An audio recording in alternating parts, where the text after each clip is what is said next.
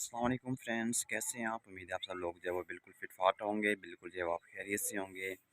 तो यकीन जाने आजकल कुछ इस तरह के हालात जो है वो पैदा होते जा रहे हैं कि समझ भी नहीं आ रहा कि ये आजकल दुनिया को हो क्या गया है। तो मैं आपके साथ एक लेटेस्ट जो है वो कल का वाक़या शेयर करने जा रहा हूँ और ये इराक का वाक़या है कि वहाँ पे यानी कि एक लोगों के वालिद की ना एक शख़्स था, उसके वालिद की डेथ हो गई वहाँ पे ना। तो उसके 1 साल के बाद उन्होंने जैसे कि जहाँ पे आप जाते हैं कि बरसी मनाते हैं 1 साल के बाद, तो उन बंदों ने जब बरसी बनाई तो बरसी की उसने अपने वालिद की जो पिक थी वो फ़ेसबुक के ऊपर शेयर कर दी। तो जब उस शख़्स ने जब अपने वालिद की पिक यानी कि फ़ेसबुक के ऊपर शेयर की, तो उनके अपने ही एक रिलेटिव थे, जैसे कि आप जानते हैं अक्सर नीचे कमेंट्स करते रहते हैं यानी कि इस तरह की भी ज़ाहिर-सी बात है। तो उसके इन अपने रिलेटिव थे, अपने जानने वाले थे, तो उस बंदे ने जो है वो उस पिक के नीचे जो है वो एक छोटी-सी इमोजी यानी कि शेयर कर दी ना, एक मुस्कुराने वाली इमोजी यानी कि नीचे लगा दी पिक के। तो वो जो मुतासरा लोग थे, जिनका वो यानी कि वालिद था, उसकी बरसी थी, उसका वालिद यानी कि फ़ौत हुआ था, तो उनके जो मुतासरा शख़्स थे, उनको गुस्सा आ गया। तो उन्होंने जो है वो गुस्से में आके क्या किया कि जनाब वो ये कि वहाँ पे चले गए, जिस बंदे ने इमोजी लगाई थी ना, उनके घर वहाँ पे पहुँच गए, चंद लोगों को इकट्ठा करके और साथ असला लेके।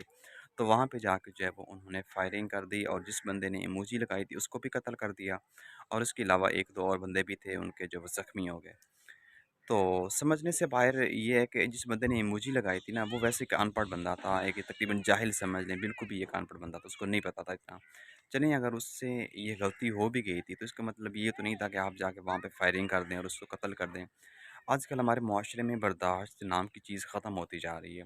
आजकल जो रिश्ते हैं, वो इतने कमज़ोर क्यों होते जा रहे हैं? लोग एक-दूसरे से दूर क्यों होते जा रहे हैं?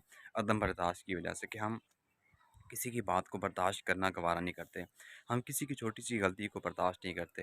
यानी कि जब हमारे अंदर बर्दाश्त नाम की चीज़ ही ख़त्म होगी तो फिर डेफ़िनेटली यही होना है। तो आप अंदाज़ा लगाएँ यार, अब ये भी कोई बात थी या कोई लड़ाई करने वाली थी, ठीक है आप उसको जाके डाँट लें या वैसे ही बंदा थोड़ा-सा नाराज़गी का इज़हार कर लेता है।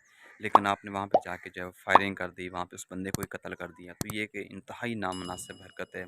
तो मैं तो यही समझता हूँ कि अगर आप ज़िंदगी में एक बड़ा इंसान बनना चाहते हैं ना, तो दरगुज़र करना सीखें, माफ़ करना सीखें।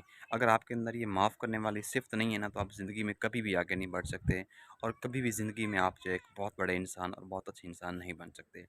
बट एनीवे जैसा कि आप जानते हैं डेली बेसिस पे आपके लिए कोई ऑन ट्रेंडिंग, इंटरेस्टिंग गपशप लेके आते हैं, तो जाते-जाते मेरे चैनल को जो है वो ज़रूर सब्सक्राइब कीजिएगा। मिलते हैं एक नई वीडियो में एक नए टॉपिक के साथ। मुझे दीजिए इजाज़त। अल्लाह हाफ़िज़।